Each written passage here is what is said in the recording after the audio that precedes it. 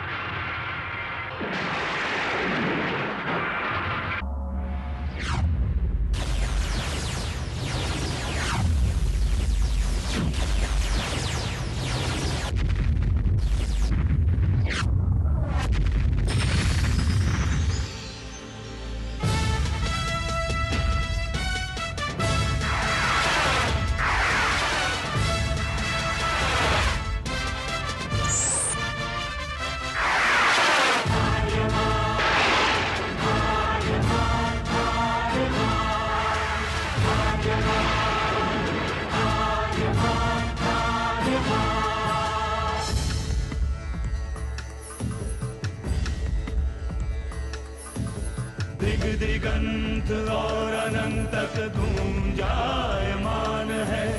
ब्रह्मनाद है विधि का वो अटल विधान है। धर्म की अधर्म पर विजय का वो प्रमाण है। जायमान है वो अटल विधान है। विजय का वो प्रमाण है। ब्रह्मांड का महान योद्धा आर्यमान है।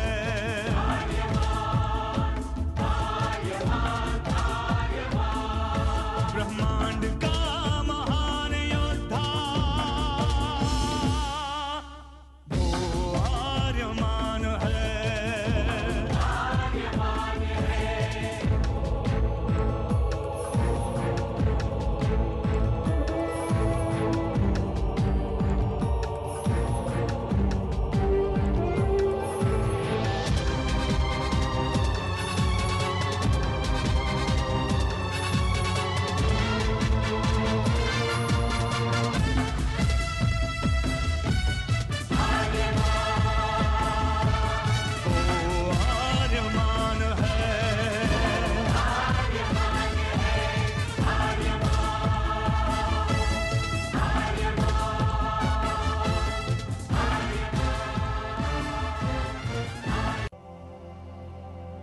अनंत असीम ब्रह्मांड, अद्भुत, विशाल, विराट, जहां असंख्य आकाश गंगाएं प्रतिक्षण बनती रहती हैं, मिटती रहती हैं। हर आकाश गंगा में होते हैं अनगिनत तारे, अनेकों सूरज, और सूरज के साथ होता है अपना सौर मंडल, जिसमें रहते हैं अनेकों ग्रह। न जाने कितने सूरज चमके और बुझ गए, न जाने कितने तारे चमके और खो गए, न जाने कितने ग्रह, कितनी पृथ्वियां, कितनी सभ्यताएं बनी, बढ़ी और खो गई समय की इस अनंत धारा में। इन्हीं अनजानी परंतु अमर गाथाओं में से एक है महागाथा ब्रह्मांड के योद्धा आर्यमान की।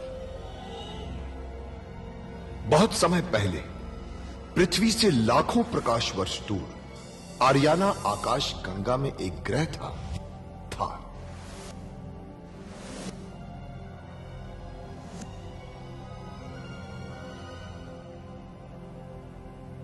थार एक रेगिस्तान था, पानी की बूंद नहीं थी, फिर भी पूरे ब्रह्मांड के लिए मूल्यवान था थार, क्योंकि थार में थी ऐसी खाने जहां से दुर्लभ जीवनदायी पदार्थ निकलता था, जिसे थारस कहते थे। यह किसी भी ग्रह की जहरीली से जहरीली हवा को भी रासायनिक प्रक्रिया से प्राणवायु बना देता था, जीने के लायक बना देता था। कहावत थी, थारस जिसके वश में, पूरी आकाश गंगा उसके वश में। आर्याना आकाश गंगा की संरक्षक संस्था ओमियान के नियमों के अनुसार थारस को कोई भी व्यक्ति अपने वश में नहीं कर सकता था। यहां तक कि थार ग्रह का राजा जारांत भी नहीं। राजा होते हुए भी जारांत अपना राज्य गणतंत्र प्रणाली से चलाता था। खानों से निकलने वाले थारस का 25% भाग ही थार ग्रह के हिस्से में आता था। बाकी का हिस्सा ओसेक अंतरिक्ष संगठन में चला जाता था। ओसेक आरियाना आकाश गंगा के व्यापारियों का संगठन था और जिसका संचालन अंतरिक्ष में बनाए गए एक कृत्रिम ग्रह ओसेक से होता था। मगर ओसेक संगठन में कई व्यापारी ऐसे भी थे जो अति महत्वाकांक्षी थे, जो पूरे ब्रह्मांड में अपना आधिपत्य स्थापित करना चाहते थे। परंतु जब तक ओमियान था तब तक कोई कुछ नहीं कर सकता था। ओमियान अंतरिक्ष के लोगों की संरक्षक संस्था थी, जो अंतरिक्ष के निवासियों के हितों का पूरा ध्यान रखती थी और अपनी शांति सेना के द्वारा संपूर्ण ब्रह्मांड में शांति और व्यवस्था बनाए रखती थी। इसी ओमियान संस्था का अध्यक्ष था महान होशिंग। होशिंग जिस ग्रह पर रहता था उस ग्रह का नाम था कुरुक्षेत्र, जहां आज छिड़ी हुई है एक महाजंग।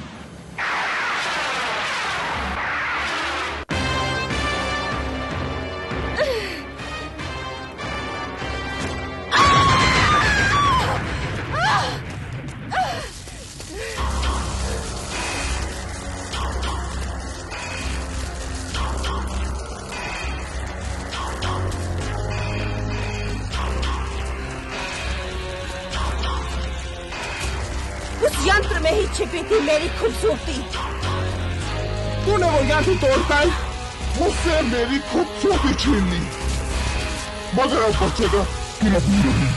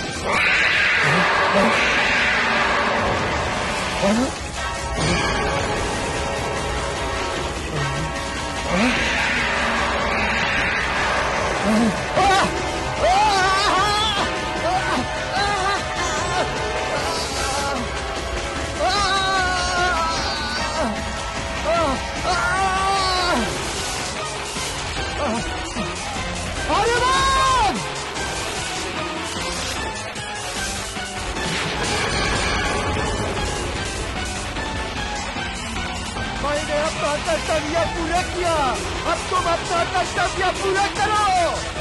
पूरा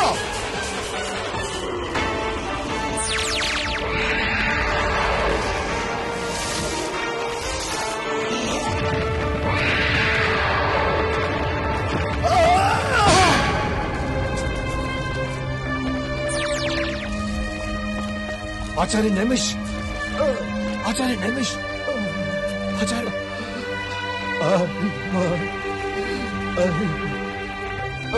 तुम ठीक हो? सत्य का कवच तुम्हारे साथ। आचार्य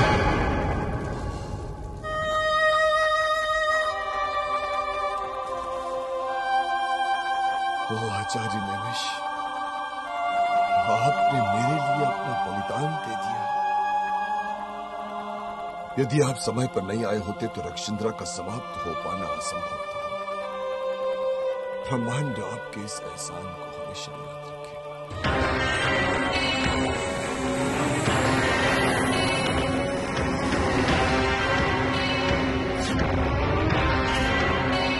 ये कैसी रचना है? अभी अपने अंदर डाले गए ज्ञान में ढूंढ कर देखता हूँ।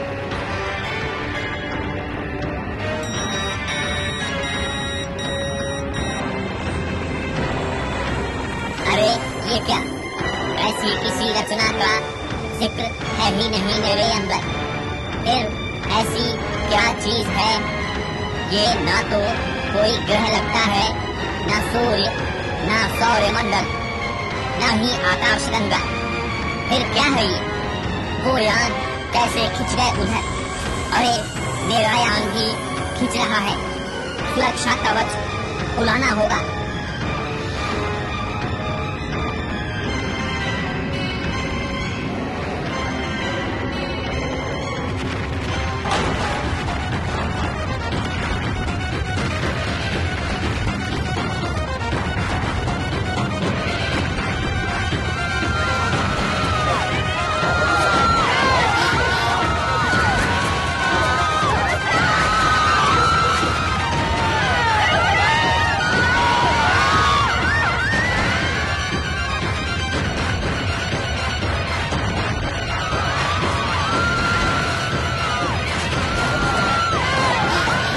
ये सब क्या हो रहा है?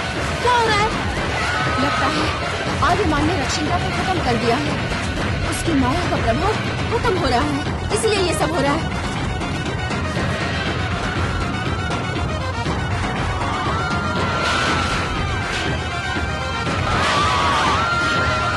चलो जल्दी करो, निकलो यहाँ से, जल्दी भागो, चलो जल्दी करो।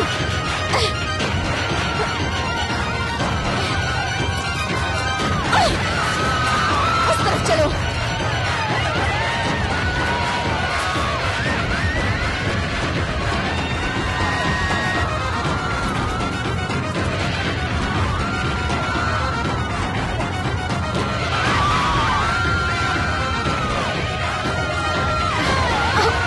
जल्दी करो।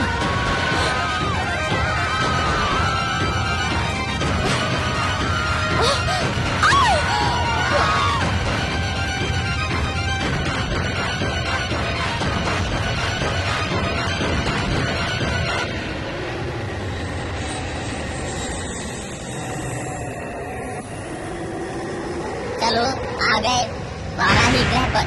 मगर ये क्या? यहाँ तो चारों तरफ आग ही आग बरस रही है।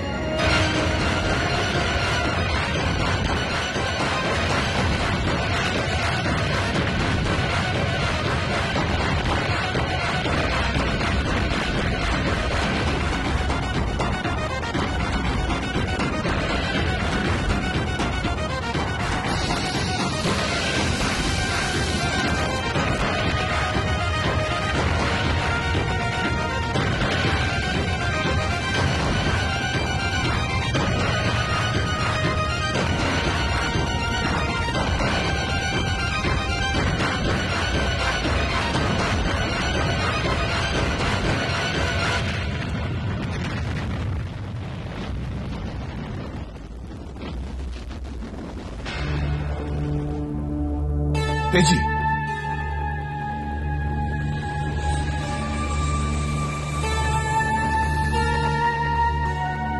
तेजी, तुम सब ठीक तो हो ना? हम सब ठीक है आर्यमान। रक्षिंद्रा का क्या हुआ? वही जो एक बाकी का होना चाहिए था, वो तो खत्म हो गई, मगर क्या? आचार्य नैमिष ने अपना बलिदान दे दिया। क्या? आचार्य नैमिष ने? हाँ। कैसे? रक्षिंद्रा ने मेरे दिव्यास्त्र को अग्नि में झोंक दिया कि अचानक आचार्य नैमिष आए और अग्नि में कूद कर उन्होंने उस दिव्यास्त्र को बाहर निकाला और मेरी तरफ फेंक दिया, मगर खुद जलकर भस्म हो गए। ओह, ब्रह्मांड को बचाने के लिए और कितनी कुर्बानियां देनी पड़ेंगी। इधर आचार्य नैमिष ने और उधर मातोश्री की मृत्यु हो गई। मातोश्री का मृत्यु हो गई?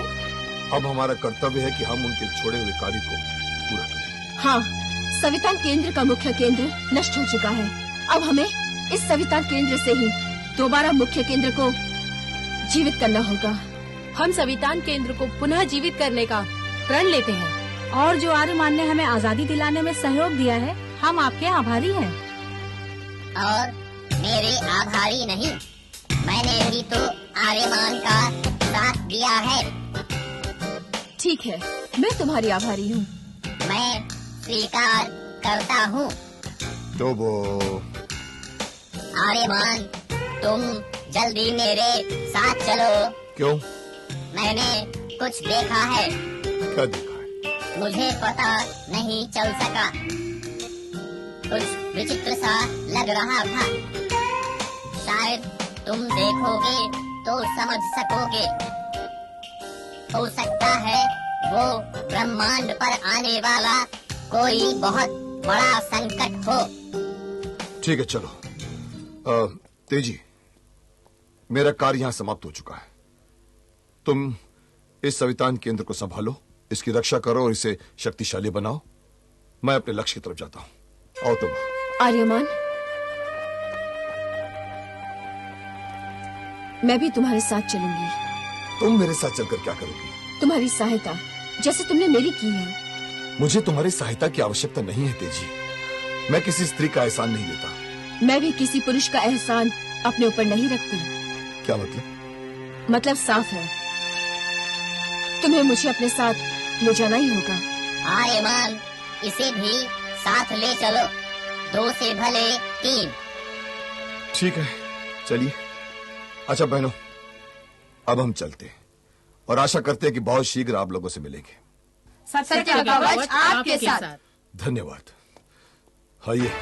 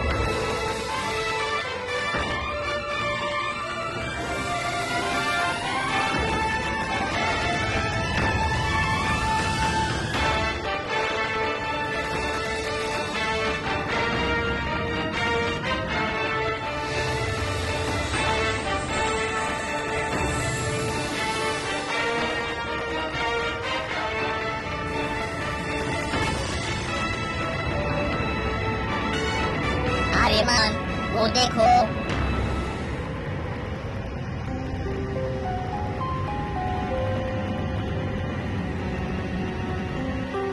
क्या हो सकता है? ब्रह्मांड में ऐसी चीज तो मैंने पहले कभी नहीं देखी।